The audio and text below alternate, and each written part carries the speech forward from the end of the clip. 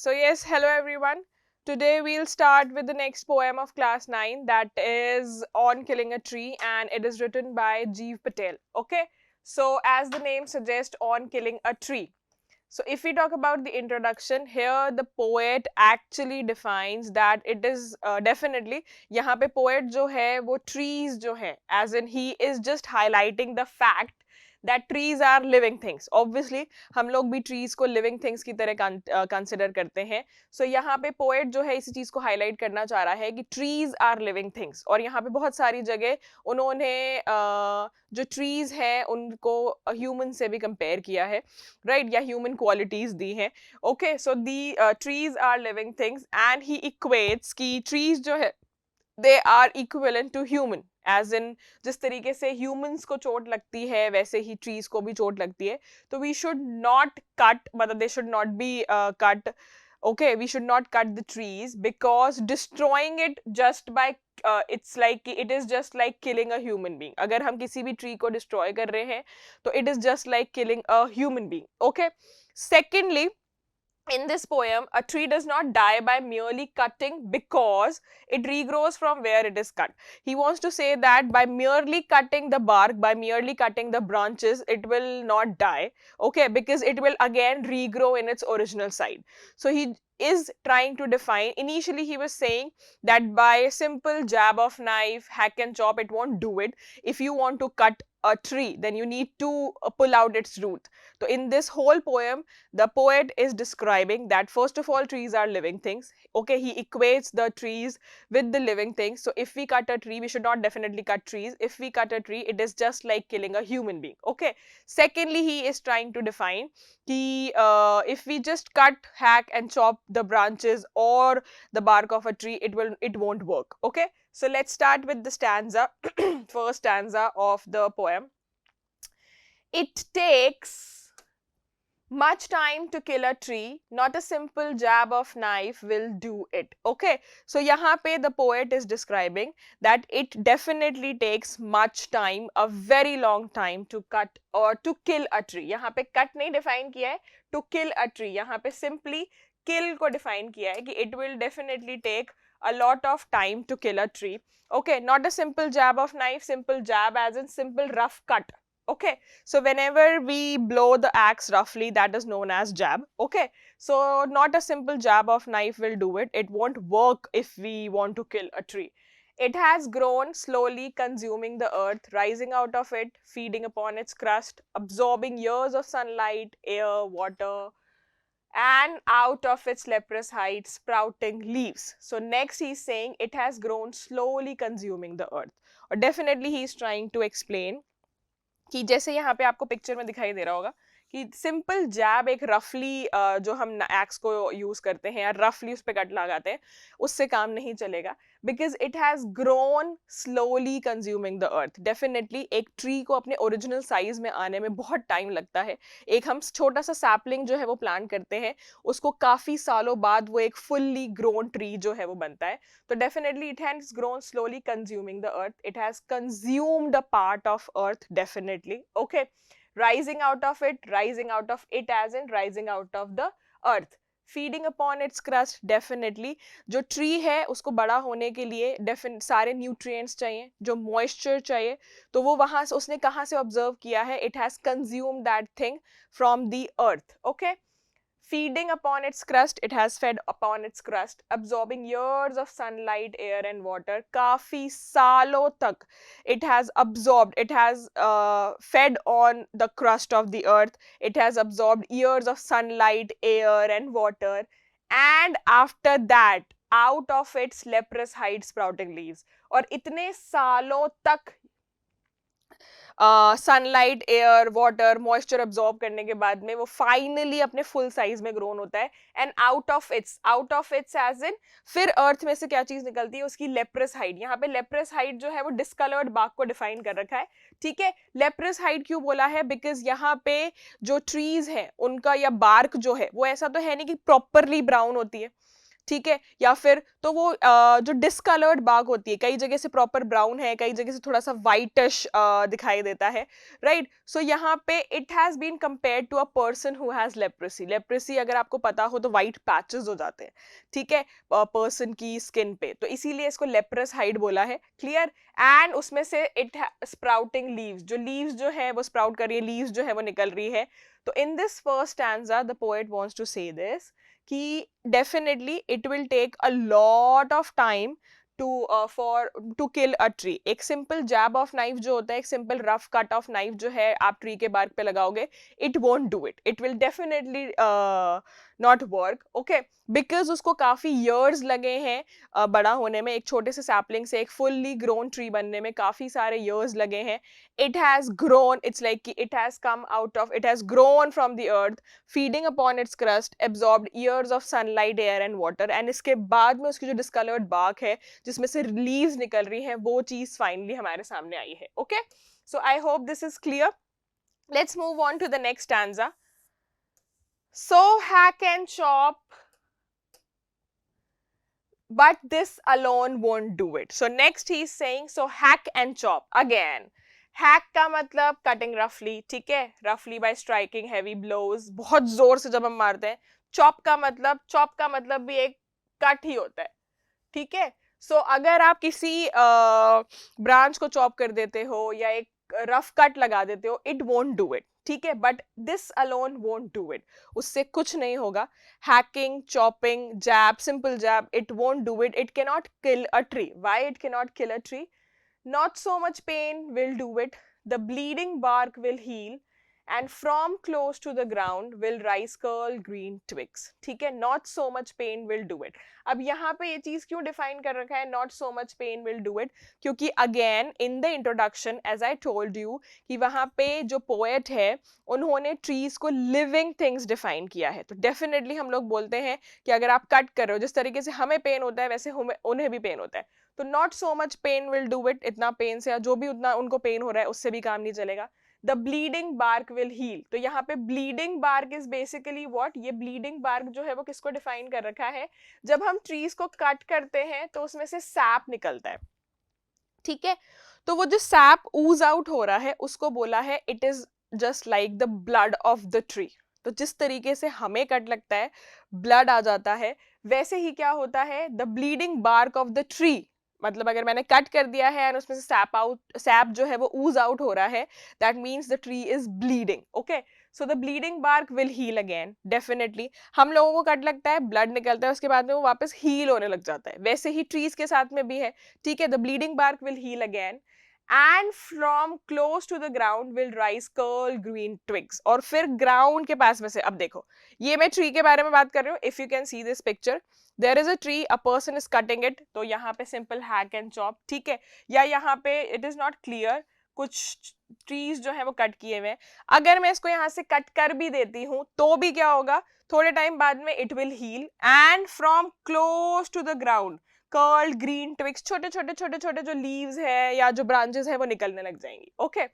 Miniature boughs edge in again the bark, ठीक है, तो यहाँ पे आप ब्रांचेस ले लो, बोस का मतलब, या बार्क्स, वैसे तो बार्क जो है वो हम जो इस तना जो होता है उसको बोलते हैं, बट मिनिएचर बोस, छोटी छोटी जो ब्रांचेस है वो निकलने लग जाएगी, which if unchecked will expand again to former size, which if unchecked का मतलब अगर उनको वापस से ट्रिम नहीं किया गया या उनको वापस से कट नहीं किया गया, ठीक है, टाइमली, तो it will expand again to its former size, ठीक है। सो यहाँ पे what the poet is defining कि simply hacking and chopping of the branches of the bark will definitely don't do it.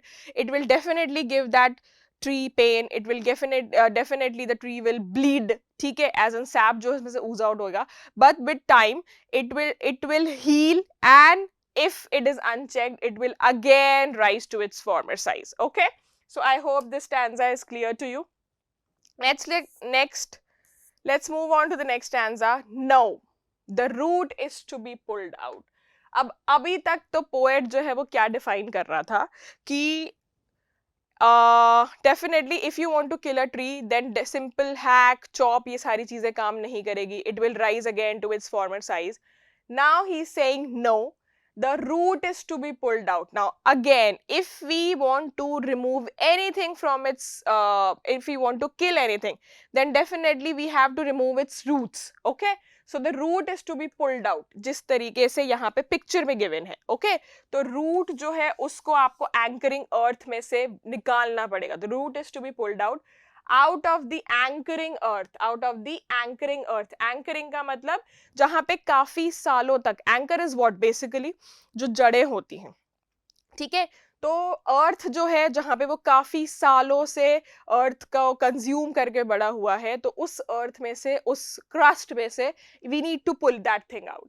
It is to be roped, tied and pull out, snapped out and pulled out entirely. Now if we are talking about a normal sapling, ठीक है, एक छोटा सा plant होता है, उसको मैं हाथ से बड़े आराम से निकाल सकती हूँ.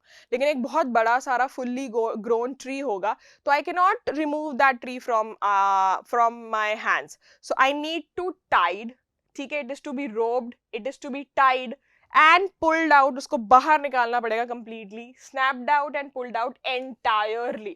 I need to snap that thing, I need to chop that thing completely. ठीक है, entirely as in I need to chop that thing completely.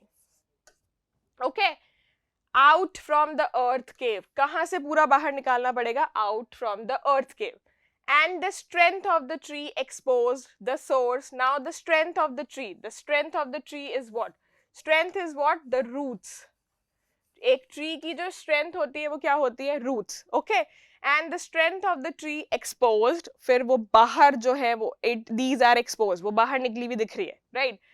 The source white and wet, most sensitive, hidden for years inside the earth, and that strength of the tree are exposing, मतलब it's like it is in front of you. The source again is what? The roots. Source क्या है? वो भी roots है, white and wet. अब कभी अगर आपने किसी भी uprooted tree को देखा होगा, तो definitely उसका जो bark होता है वो dark colored होता है, discolored होता है. जो roots होती है, since it is hidden inside the earth cave, वो discolored, it's like कि whitish होती है, light brown ऐसा, ठीक है. White and wet क्यों? Because it has moisture. Wet क्यों है? Right, why these are wet? Because it has, because of the moisture these are wet. ठीक है, so white and wet, the roots, the most sensitive, सबसे ज्यादा sensitive part भी होता है, and it is hidden for years inside the cave. Okay, because काफी सालों तक earth के अंदर वो hidden थी, ठीक है. So again let me explain this for you.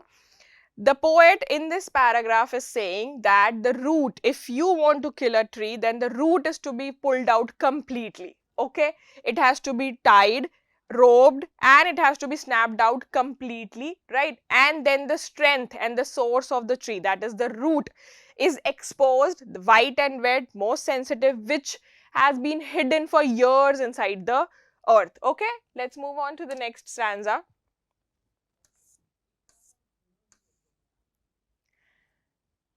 Then the matter of scorching and choking in sun and air, browning, hardening, twisting, withering, and then it is done. Now let me just tell you one thing. अगर मैं normally किसी भी tree को, किसी भी sapling को ऐसे ही root out कर कर रख देती हूँ, ठीक है, so it is not the case कि वो वापस नहीं लग सकता. सिंपली मैंने एक छोटा, जस्ट इमेजिन अगर आपने कभी गार्डनिंग करी हो, अब मैंने एक छोटा सा जो प्लांट है उसको ऐसे हाथ से निकाल कर रख दिया, रूट आउट कर रख दिया है, मैंने उसको नहीं देखा या वो थोड़ा सा कंप्लीटली स्कॉर्च आउट नहीं हुआ है, तो क्या होता है कि थोड़े टाइम में वो वापस जड़ें पकड़ लेता है, ठीक है, वापस. ऐसा नहीं है कि मैंने उसको अलग से नहीं रखा है तो वो वापस नहीं ले सकता, तो it can again form its, मतलब it's like find its place. Okay, so then it is not done yet. अगर मैं उसको बाहर निकाल के भी रख देती हूँ, it is not done yet. Then the matter of scorching and choking in sun and air. फिर क्या होगा? The drying part. Scorching and choking का मतलब होता है, basically scorching का मतलब होता है जब sun dried हो जाता है कोई सी भी चीज, withered हो जाती है बिल्कुल, right? Then the matter of scorching and choking in sun and air. जब sunlight उस पर पड़ेगी, air, तो वो completely सूख जाएगा, ठीक है, brown हो जाएगा.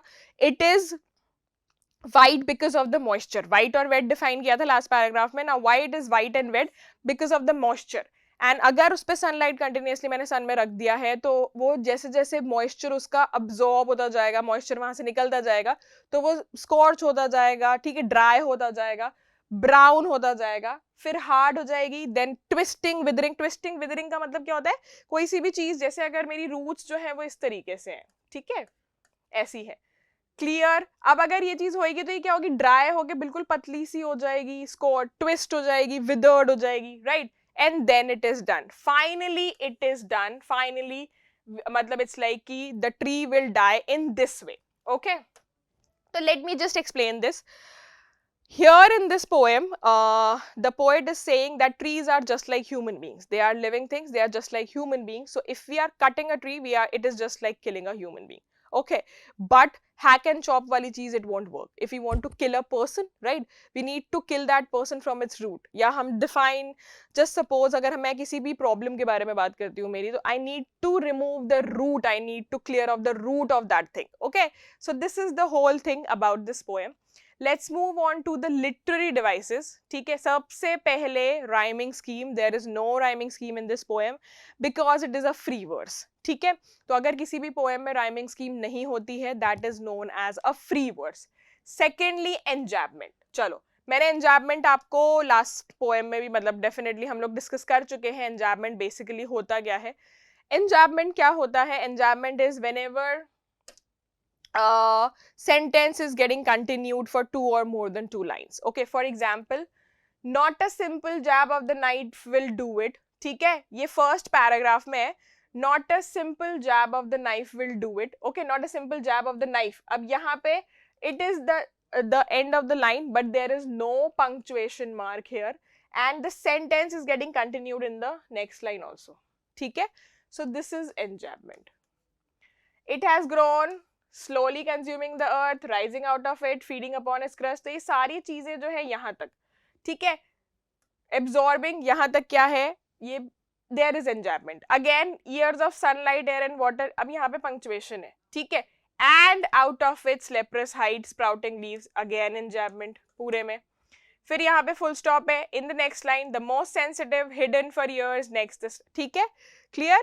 So this is enjambment और ये पूरी poem में है, ठीक है, except for 2 or 3 lines. Clear? तो I hope enjambment क्या होता है clear हो गया होगा. Next there is repetition. Repetition क्या होता है बेटा, अगर कोई सी भी चीज, कोई सा भी word या कोई सी भी line जो है वो repeat हो रही है, it has to be pulled out completely. Let me just show you. देखो यहाँ लिखा है it has to be pulled out, snapped out और pulled out. तो pulled out word जो है वो repeat हो रहा है, तो this is what enjambment. Okay,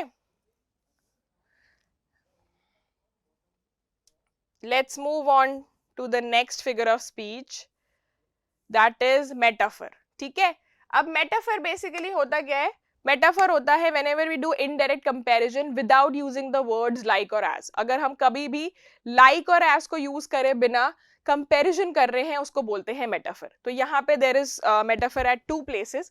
First of all leprous hide. ठीक है, मैंने जब मैं एक्सप्लेन कर रही थी तब भी बताया था, लेप्रस हाइड का मतलब यहाँ पे क्या चीज डिफाइन करेगी है, द अनइवन कलर जो है of the bark, the discoloured bark जिसको डिफाइन किया है, it has been compared to the skin of a person who is suffering from leprosy. Leprosy as in it is a skin disease. I told you which जहाँ पे white spots, white patches हो जाते हैं skin पे, clear? तो यहाँ पे जो discolored bark है, ठीक है, जो हमारी discolored bark है उसको इससे compare किया गया है a person who has leprosy. तो there is indirect comparison, इसीलिए leprous hide define किया है. Secondly bleeding bark. Bleeding bark क्यों बोला है, क्योंकि जो सैप ऊज आउट हो रहा है it has been compared to blood.